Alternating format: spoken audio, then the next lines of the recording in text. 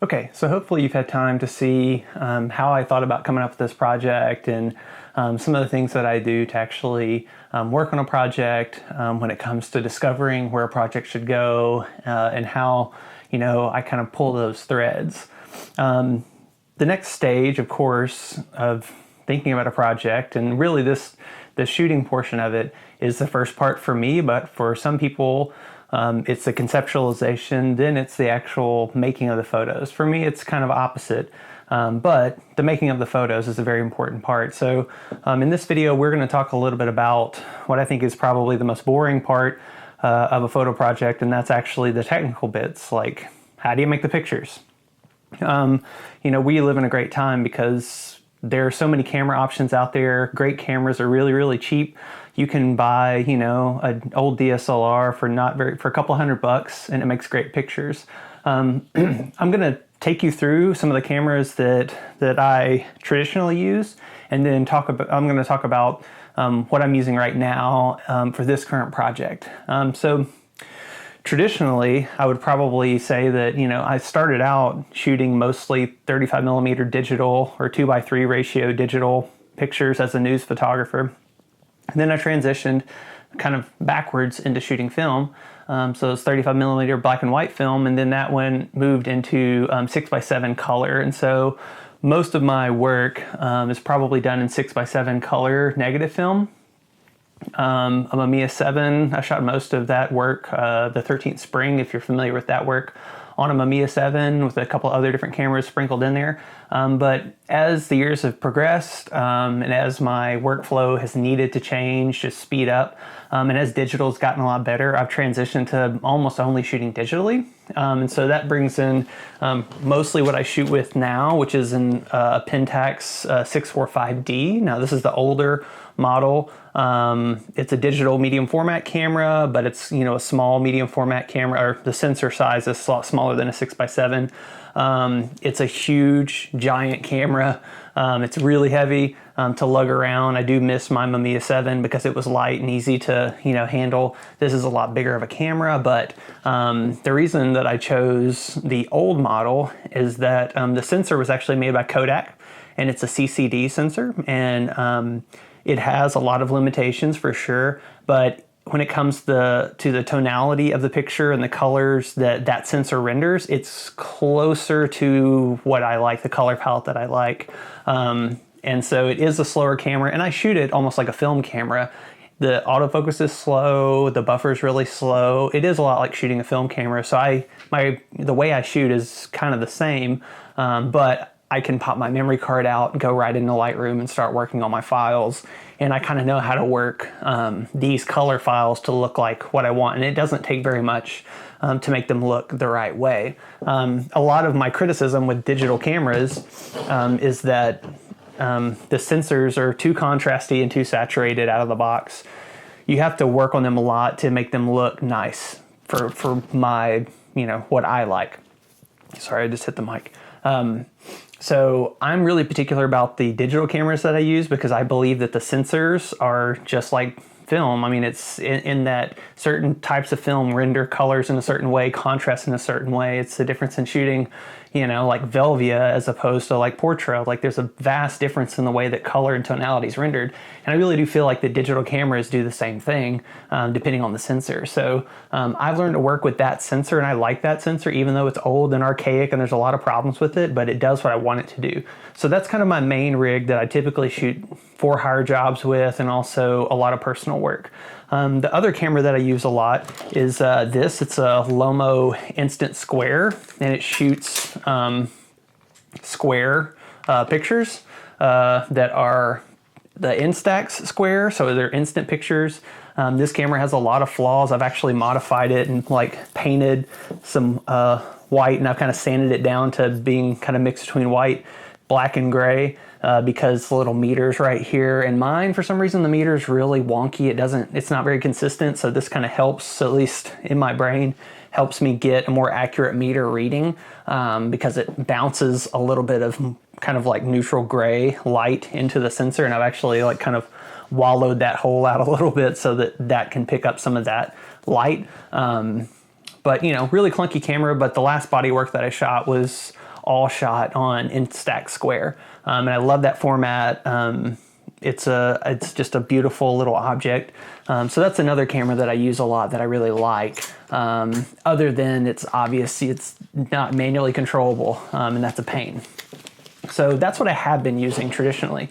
All color. I really consider myself a color photographer. I see in color. But with this project, I really had been experimenting with using off-camera flash. And I've used off-camera flash for a long time for different hire jobs and things like that, for studio work, but usually on a stand, on a light stand, up with a softbox or a light modifier of some sort. But as I spoke about in the last video, I really love the work of Larry Fink, especially his earlier work. The way that he uses flash, the way black and white and the flash, kind of like the language that has. And I'm definitely not an art historian, and nor am I, a scholar necessarily, but the language of that is very appealing to me, and the way that it translates an image is very appealing to me. And so I've been experimenting with using off-camera flash.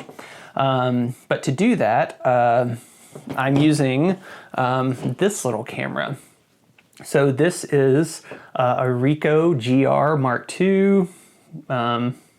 You could use a regular Ricoh GR. This is a digital camera. It's an APS-C size sensor, so it's a pretty small. I mean, the difference in sensor size from this to this is pretty dramatic.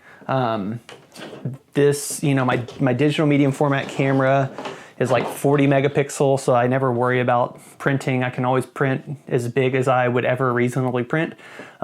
This camera is 16 megapixels, so it's quite a bit less, but it's more than enough to do exactly what I want. Some things I love about this here, let me take this little trigger off. Some things I love about this little camera, one, it's very small, super high quality as for like the images that it renders.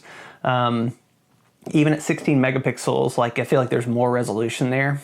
Another thing I love is that the sensors and these things, the color is really great. I mean, I love the color that this thing renders, and also the way that the tonality works when you make black and white images out of it. It has some presets, so I'll shoot a RAW and a JPEG on it, and I'll make the JPEG into one of their standard black and white settings, just kind of for a visual reference, because I don't see in black and white that well. So it helps me to kind of have it on the screen sometimes. But there's no viewfinder, it's just a point and shoot camera. The Ricoh GR was made really prominent by Daido Moriyama. He was using the film version of it, but this is kind of the grandson of that original GR camera. So I've loved this camera a lot. It's great. It's small. I can get in, get out. Another thing that's great about it is it's a wide angle lens, like a 28 millimeter equivalent, and it has a leaf shutter. And so without going into a lot of details, basically a leaf shutter can flash sync at almost any shutter speed. Mine has some limitations because I'm using a wireless trigger, but if I was hardwired into a flash setup, I could sync at any shutter speed with this camera. 4,000th of a second, 8,000th of a second, 1,000th of a second.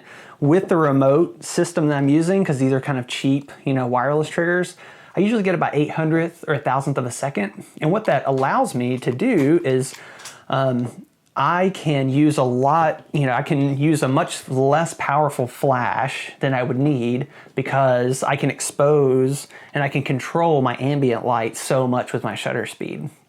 So typically I'm shooting at f5.6 at ISO 200 or 400.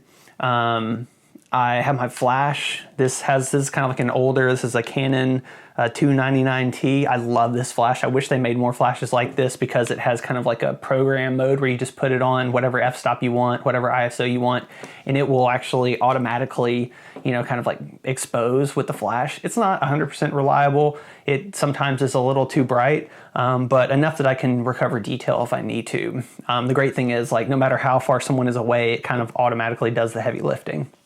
So I have these wireless triggers on here, and I run and gun just like this. I hold my camera out You know, I have this wireless setup, and so I hold my flash, you know, with my left hand. So right hand has a camera in it, left hand has the flash, and that gives me a ton of freedom, a ton of flexibility to move around. So that's something that with this project and with most things that I do, like I want to be mobile. Like I almost never carry a tripod with me. If I do, I never use it.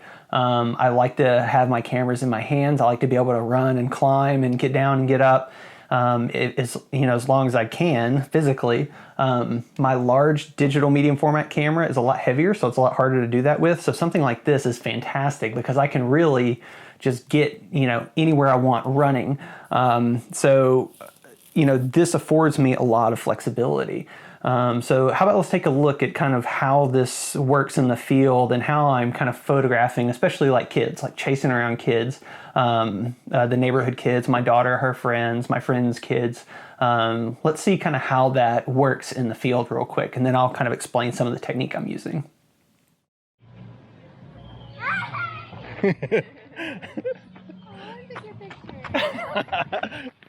The light monster.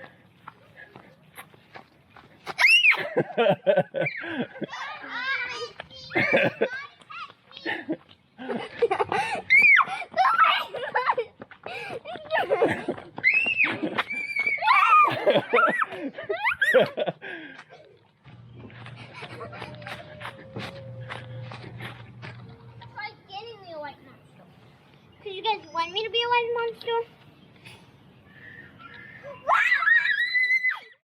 Okay, so as you can see, making the pictures is actually a lot of fun. You know, we're out and about, out in the woods. Sometimes we're running around the neighborhood. You know, the actual making of the pictures is a really joyful experience. And that's not always the case. Sometimes it's very arduous. It's very taxing to make the pictures. But with this project, it has been really enjoyable for me to make the pictures, even though I'm dealing with a lot of heavy things in my mind as I'm making the pictures. But having a little simple setup like this gives me a lot of physical freedom so that mentally I can work through things without, you know, being physically taxed. So I'm going to show you a couple of things that I do when I'm making the pictures. Usually I set my camera up just a manual 5.6, like 800th of a second, 400th of a second, something like that, depending on what the ambient light is, because I want to underexpose the ambient light quite a bit to bring it down, and I want to have about the amount of power or more power than the sun, depending on if I'm shooting in daylight, like direct sun is hitting my subject, or if I'm in the shadow. So that's I'll change my shutter speed dramatically based upon how underexposed I want the ambient light and the environment to be.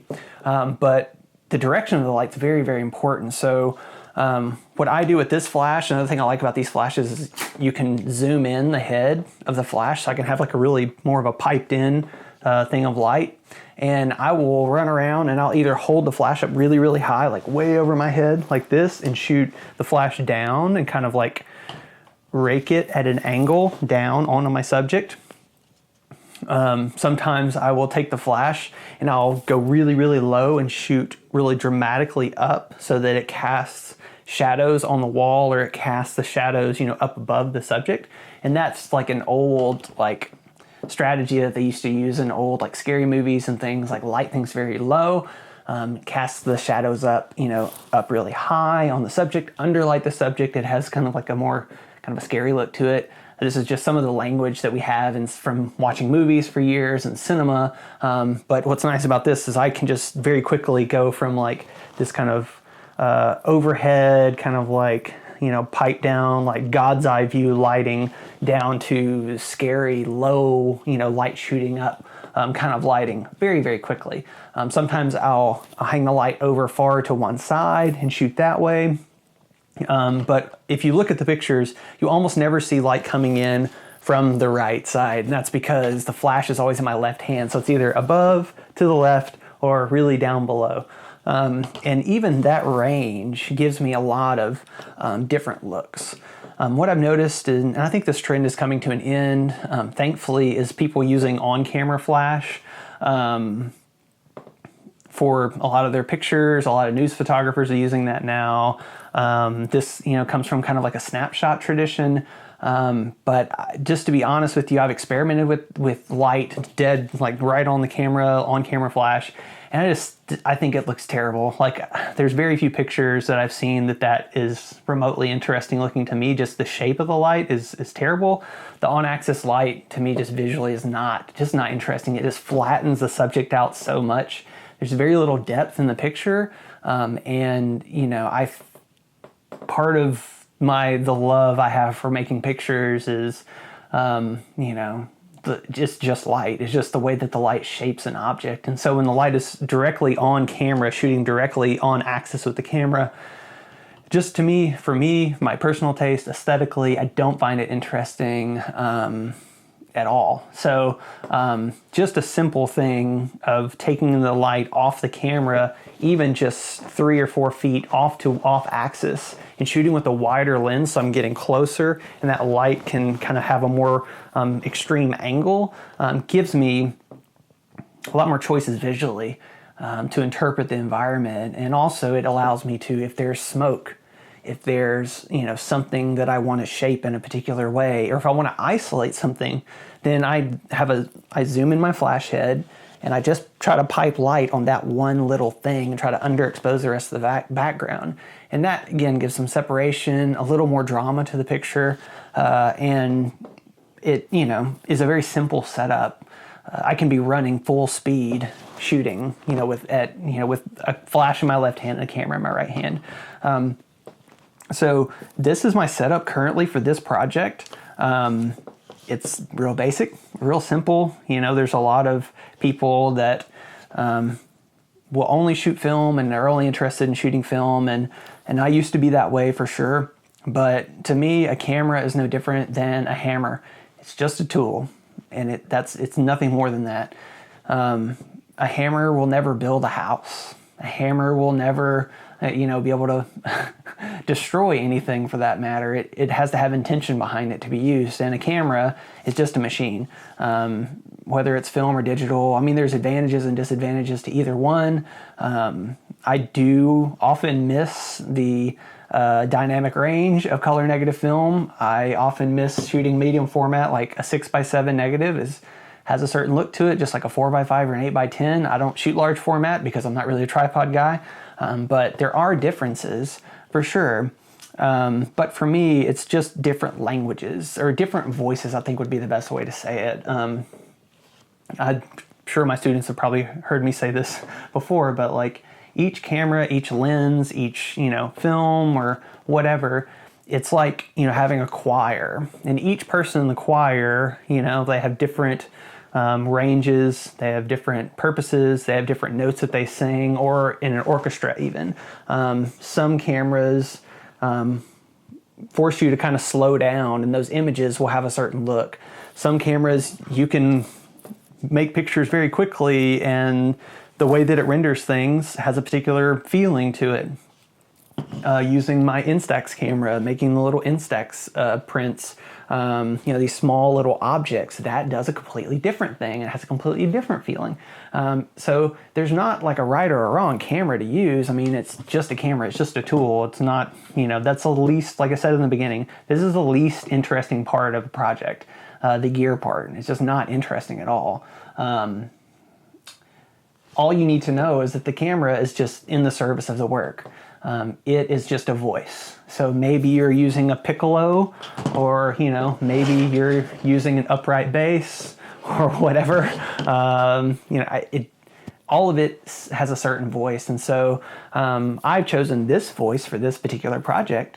But the last project was Instax film, and the project before that was digital medium format, and the project before that was 6x7 color medium format. I feel like people often get stuck in these kind of like, well, this camera is kind of indicative of what I do.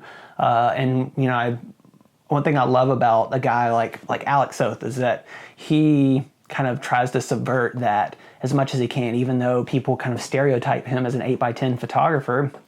He shoots a lot of other things because they're just different voices. They give different voices to the type of work that you're doing. Just like, if I was recording an album there might be certain songs that I would want certain singers on rather than other singers. And you want to have the appropriate singer for the song. So when it comes to choosing this stuff, that's all I really think about, what accomplishes the task. And that can get us to what's actually interesting, and that's making the pictures and then looking at them and seeing what they tell us.